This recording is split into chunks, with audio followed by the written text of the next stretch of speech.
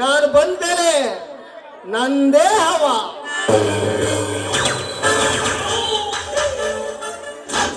ನರಸಿಂಹ ಹಂಗ್ಯಾರು ನೋಡ್ತೀಯ ನನ್ ಚಿನ್ನ? ಇಲ್ಲಿ ನೋಡು ನನ್ನ, ನನ್ಗೆ ಕೊಡ್ತಾರೆ ನಿನ್ನ? ಚಿಂತೆ ಮಾಡ್ಬೇಡಿ ನನ್ ಚಿನ್ನ, ಕೊಡ್ತೇ ಹೋದ್ರೆ ಎತ್ತಾಕೊಂಡು ಹೋಗಿ ಮದುವೆ ಆಗ್ಬರ್ತೇನೆ ನನ್ ರನ್ನ. ಉಗ್ರ ಉಗ್ರ ನರಸಿಂಹ.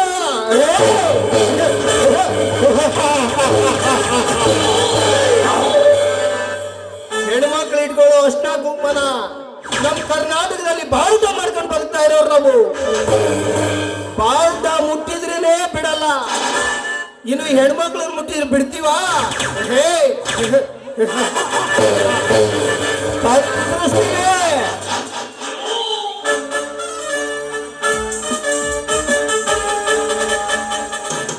ನನಗೆ ಯಾರ ಭಯವೂ ಇಲ್ಲ, ಯಾರ ಹಂಗಿನಲ್ಲಿಯೂ ಇಲ್ಲ. ನನಗೆ ಎದುರಾಗಿ ನಿಂತ ನರಗುನ್ನಿಗಳಿಗೆ ಈ ಪ್ರಪಂಚದಲ್ಲಿ ಉಳಿಗಾಲವೇ ಇಲ್ಲ.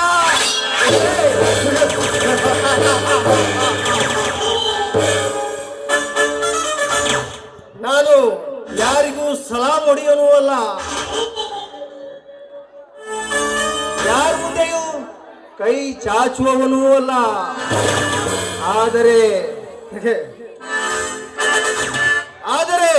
ದುಡ್ಡಿನ ದರ್ಪದಿಂದ ಬಡವರ ಮೇಲೆ ದರ್ಪ ತೋರಿಸುವ ಶ್ರೀಮಂತರಿಗೆ ಸವಾಲು ಹಾಕಿ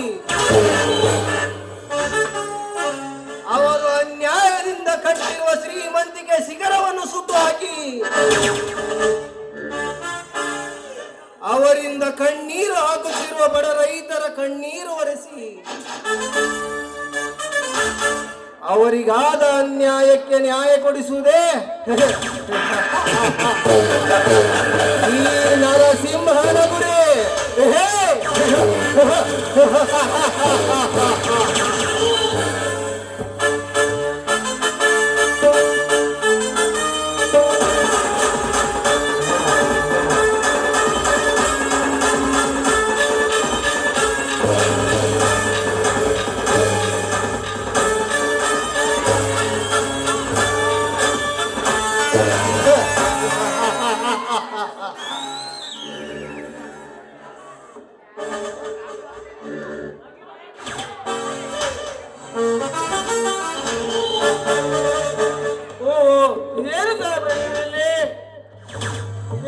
ಸರ್ಕಾರದಲ್ಲಿ 16 ಜನ ಪೊಲೀಸರು ಇಂದಿರಾ ಗಾಂಧಿ ಸೆಕ್ಯೂರಿಟಿ ಕೊಟ್ಟಂತ ನೀವಿಲ್ಲಿ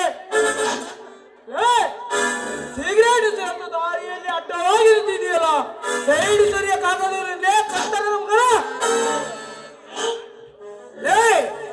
ನಿನ್ನನ್ನು ನೋಡಿದ ತಕ್ಷಣ ಸೈಡು ಸರಿದು ನಿಲ್ಲೋದಕ್ಕೆ ನೀನೇನು ಶ್ರೀಮಂತರ ಸೊಕ್ಕನ್ನು ಮುರಿದು ಅವರು ಅನ್ಯಾಯದಿಂದ ಗಳಿಸಿರುವ ಹಣವನ್ನು ಕದ್ದು ತಂದು ಬಡವರಿಗೆ ದಾನ ಧರ್ಮ ಮಾಡಿ ಮನೆ ಮನೆಗೂ ಮಗ ಎನಿಸಿಕೊಂಡ ಸೂರ ಸಿಂಧೂರ ಲಕ್ಷ್ಮಣನ ಇಡೀ ಭಾರತವೇ ಜೈ ಶ್ರೀರಾಮ್ ಎಂದು ಕೂಗು ಹಾಕುತ್ತಿರುವವರನ್ನು ನುಂಗಲು ಬಂದ ಬಿನ್ ಲಾಡನ್ ದೇಹವನ್ನೇ ಸೀಳಿ ಹಾಕಿದ ಛತ್ರಪತಿ ಶಿವಾಜಿನ, ಅಥವಾ ನಮ್ಮ ಭಾರತ ದೇಶದ ಸಂವಿಧಾನವನ್ನು ಬರೆದು ಸಂವಿಧಾನ ಶಿಲ್ಪಿ ಎನಿಸಿಕೊಂಡಿರುವ ಡಾಕ್ಟರ್ BR ಅಂಬೇಡ್ಕರನ?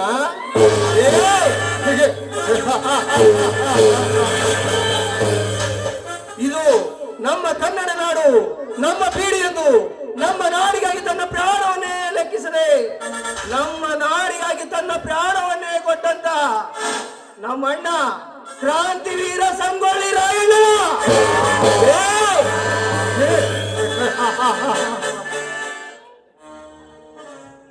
ಸುಮ್ಮನೆ ನನಗೆ ಎದುರು ವಾರಿಸದಲ್ಲದೆ ಸುಮ್ಮನೆ ಹೊರಟು ಹೋಗು.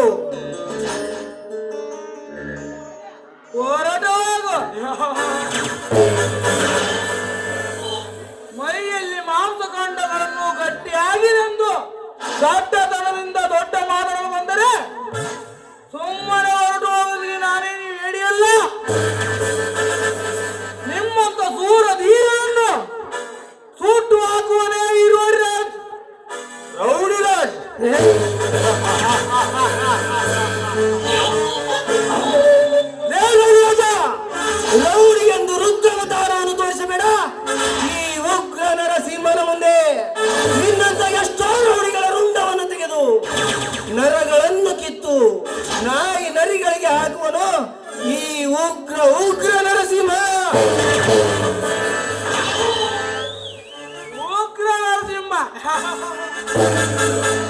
ನರಗಳನ್ನು ಕಿತ್ತು ನರಗಳನ್ನು ಕಿತ್ತು ಹಾಕುವುದರಿಂದ ಬಂದವರಲ್ಲ ಇಟ್ಟ ಹೆಸರಿಲ್ಲದಂತೆ ಚಟ್ಟ ಕಟ್ಟಿ ಸುಡುಗಾಡಿ ಕಟ್ಟಿದ ಮರದೇವನನ್ನು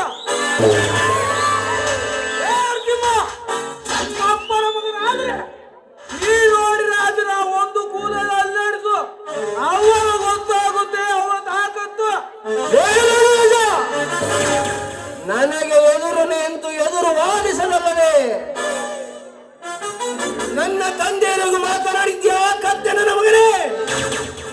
ಮುಗಿಯಿತು ನಿನ್ನ ಕತೆ. ಜೈ ರಾಯಣ.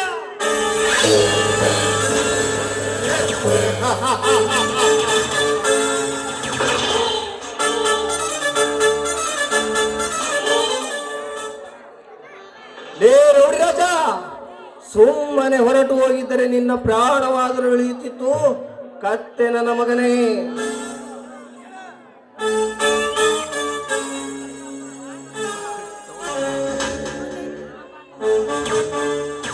ಓಹೋ, ಇದರಲ್ಲಿ ಎಷ್ಟೊಂದು ಹಣವಿದೆ. ಈ ಹಣವನ್ನು ಅನಾಥಾಶ್ರಮಕ್ಕೆ ಕೊಟ್ಟರಾಯಿತು.